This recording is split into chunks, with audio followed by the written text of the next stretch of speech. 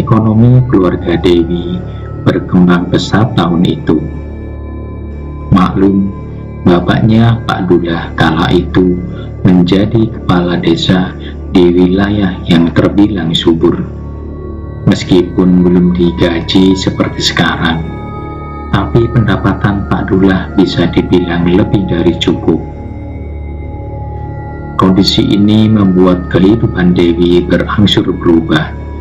Setelah bertahun-tahun sampai duduk di bangku SMA hanya bisa numpang tinggal di rumah neneknya, keluarga Dewi tiba-tiba sudah siap membangun rumah besar dengan 2 lantai.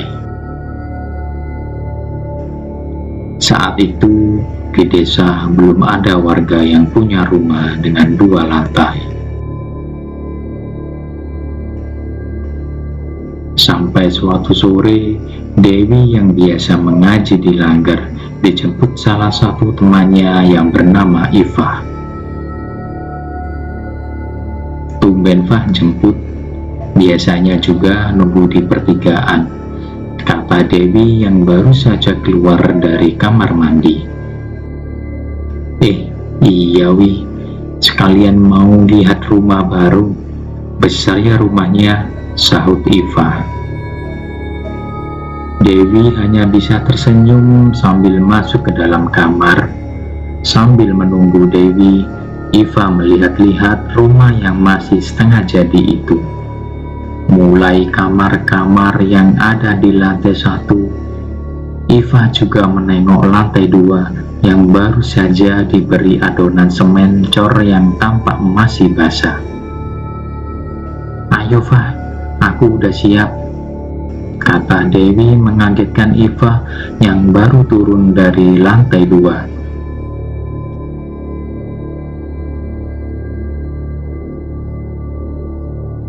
Mereka lalu bergegas berlari menuju Langgar. Kurang beberapa menit lagi pengajian sore dimulai. Tak ada apapun yang aneh hari itu. Semuanya berjalan dengan lancar sampai keesokan harinya.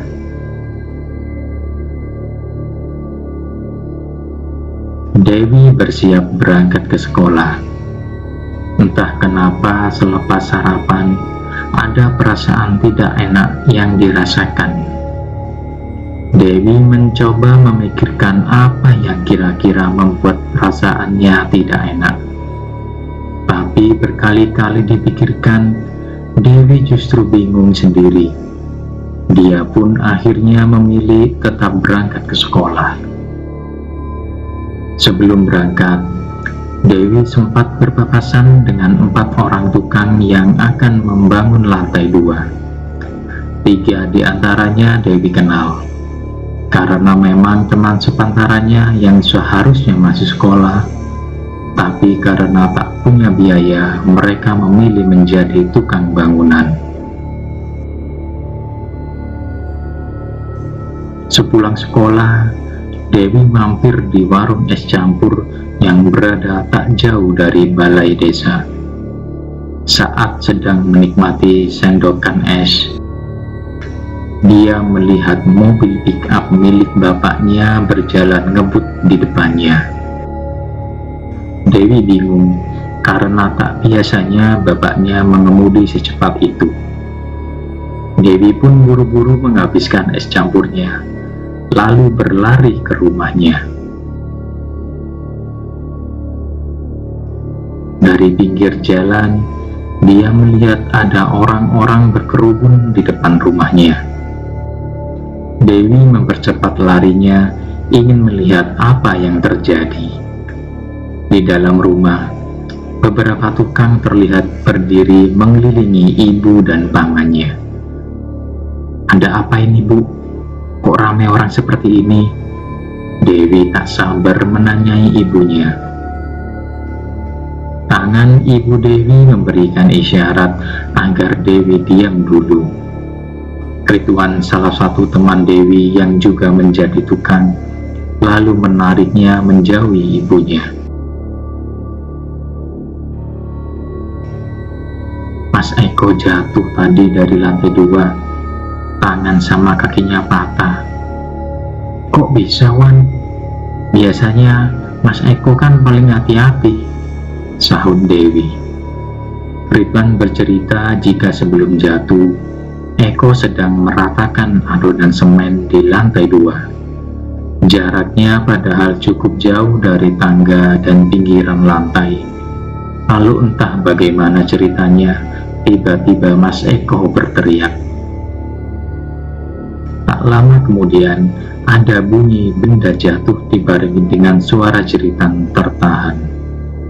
Para tukang yang saat itu jaraknya cukup jauh langsung berlarian mencari sumber suara.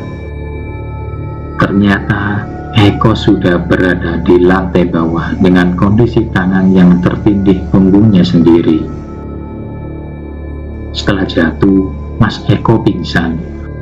Untung bapakmu belum ke balai desa, jadi langsung dibawa tadi.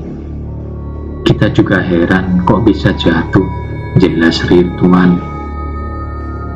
Dewi mengangguk sambil membayangkan ngeri.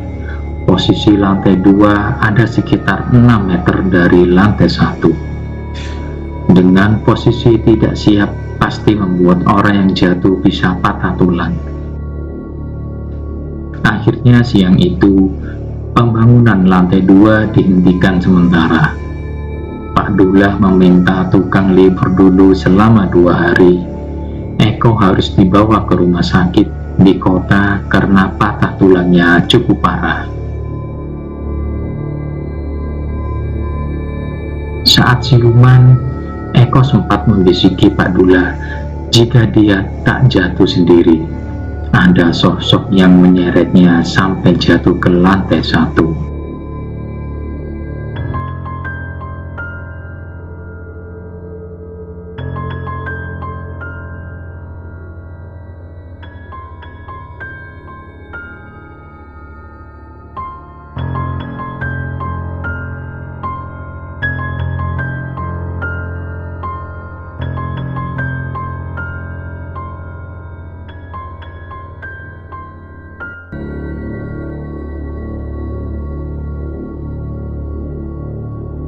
Kejadian itu membuat Dewi sekeluarga merasa ada sesuatu yang tak beres. Padahal sebelum tingkat kedua rumah dibangun, keluarganya sempat mengadakan pengajian bersama para tetangga. Malam hari setelah jatuhnya Eko, Dewi memilih tidur di dekat tangga. Ibu bersama adiknya tidur di kamar tengah.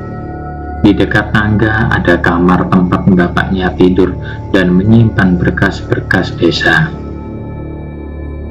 Karena di dekat tangga hawanya terasa lebih sejuk, Dewi menggelar kasur lantai di sana.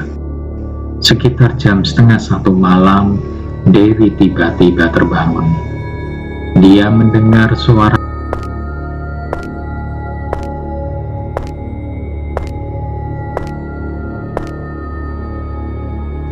Awalnya, Dewi merasa malas untuk bangun. Ditariknya lagi selimut. Karena semakin malam, udara terasa lebih dingin. Tapi suara lantai itu seolah terus mengganggu. Dewi akhirnya benar-benar sadar dari tidurnya.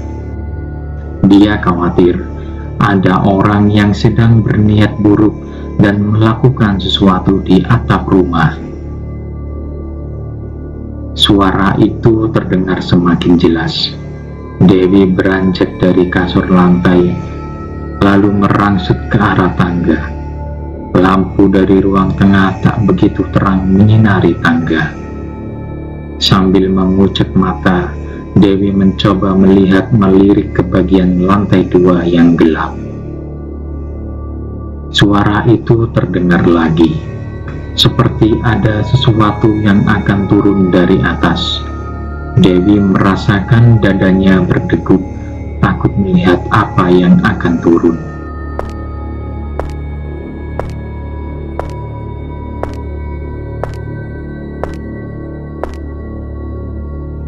Sedetik kemudian, setelah tubuh pocong terlihat, jelas turun dari lantai 2. Kainnya lusuh bercampur tanah.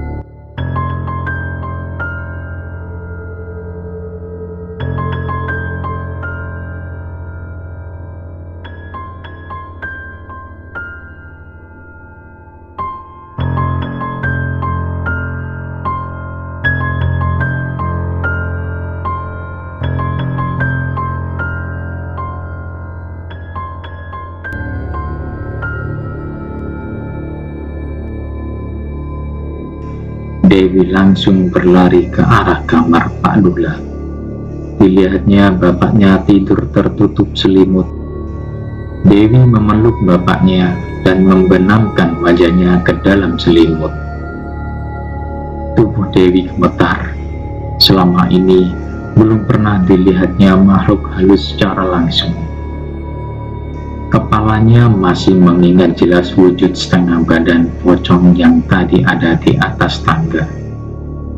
Tiba-tiba Dewi mencium bau busuk di depannya, seolah-olah keluar dari tubuh bapaknya. Dewi mencoba memindahkan wajahnya. Kali ini Dewi langsung berteriak. Ternyata bukan bapaknya yang ada di sampingnya, tapi makhluk dengan rambut panjang, kasar. Wajahnya dijahit ke dalam sehingga tak tampak mana mata mana mulutnya.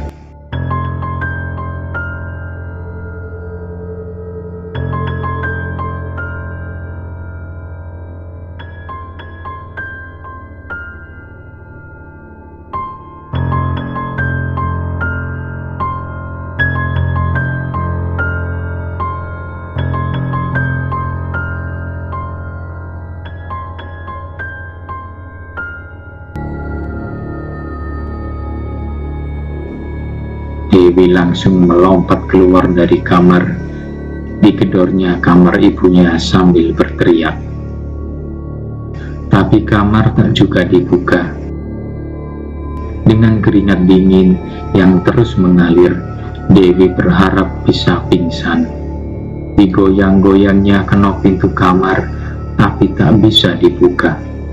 Dewi berlari keluar rumah. Dilompatinya pagar rumah. Begitu turun, tubuh Dewi langsung ditangkap Pak Dula. "Ada apa, Dek? Kok sampai lompat pagar?" Pak Dula bertanya kaget.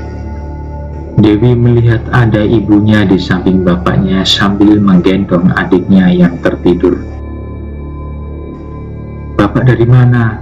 Di rumah banyak setan, Pak," kata Dewi sambil mengatur nafas yang masih tidak teratur.